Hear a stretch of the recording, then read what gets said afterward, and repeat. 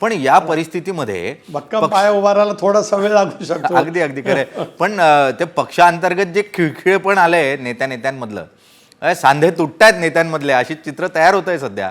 तर काय म्हणजे तुमचे छगन भुजबळ वरिष्ठ नेते अत्यंत आक्रमक होऊन अधिवेशन सोडतात, नाशिकला येतात, अगदी तुमच्या ज्येष्ठ राष्ट्रीय नेतृत्वापर्यंत अद्वा तद्वा बोलतात. काय भूमिका असेल तुमची?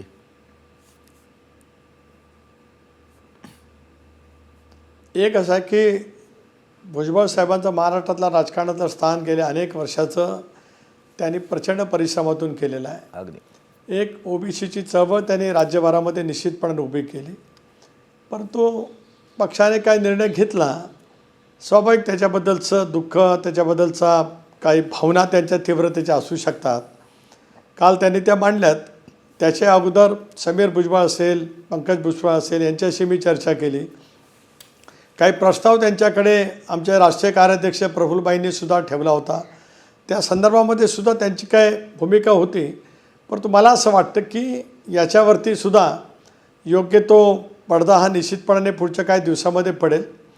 एक बाब मात्र मी काल स्पष्ट केली, आताही करू इच्छितो आहे की या सगळ्या तीव्र भावनेच्या माध्यमातून जे काही कार्यकर्त्यांच्याकडून ज्या पद्धतीने आंदोलनाच्या बाबतीमध्ये एक चुकीची पद्धत अवलंबली गेली, त्या बाबतीमध्ये मात्र पक्षाचे कार्यकर्ते असतील तर त्यांच्यावरती कठोर कार्य करणं अभिप्रेत आहेच. पण मला विश्वास आहे की या संबंध निर्माण झालेल्या या थोडासा पेचप्रसंग म्हणा किंवा थोडासा काही हे असेल त्याच्यावरती मार्ग नक्कीच निघेल. पण यामध्ये सांगितलं जातं आहे की स्थानिक जी तुमची राष्ट्रवादी काँग्रेसची कार्यकर्ते मंडळी आमदार आहेत त्यांच्याकडून नाराजी होती. छगन भुजबळांना मंत्री करू नका अशा स्वरूपाचा एक त्यांच्याकडूनचा निरोप होता किंवा त्यांचं म्हणणं होतं. ते पक्षानं ऐकून घेतलं म्हणून त्यांना दिलं गेलं नाही, असा एक युक्तिवाद आहे. दुसरीकडे असं आहे की ओबीसीच्या माध्यमातून त्यांनी जी मराठा विरोधी मतं मांडली त्यामुळे भुजबळांना मंत्रिपद मिळालं नाही. काय सत्य आहे? का म्हणून भुजबळांना बाजूला ठेवून, का ते 70 पार आहेत आता त्यांनी थांबावं, आता भाकरी उलथवण्याची वेळ झाली, असं काही कारण आहे? काय कारण आहे यामागचं?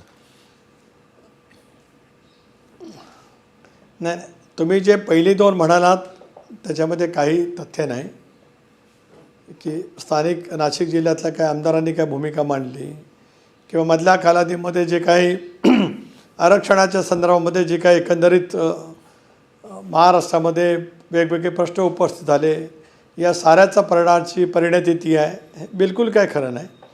कारण गेल्या 5-6 वेळेला ज्या वेळेला राज्यसभेच्या निवडीचा प्रश्न आला त्याचा उल्लेख काल भुजबळ साहेबांनी सुद्धा त्यांच्या मनोगत व्यक्त करत असताना सांगितलं की राज्यसभेवरती जाण्याची त्यांनी इच्छा जरूर प्रकट केलेली होती, परंतु त्यावेळेला ते शक्य होऊ शकत नव्हतं. कारण विधानसभेची निवडणूक ही राज्यातली सुद्धा तितकीच महत्त्वाची होती.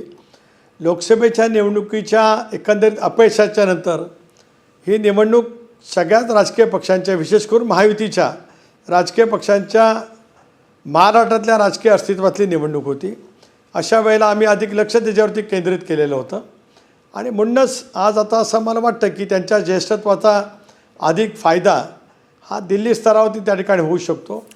त्या संदर्भात त्यांची मतं वेगवेगळी कदाचित असू शकतील, पण ज्यावेळेला एकत्रितपणाने आम्ही बसू, भुजबळ साहेब असतील, राष्ट्रीय अध्यक्ष उपमुख्यमंत्री आदरणीय अजितदादा असतील, प्रफुल्लबाई आहेत, आम्ही ज्यावेळेला बसू म्हणजे मी स्वतः, त्यावेळेला या संदर्भामध्ये आम्ही चर्चा नक्कीच करू.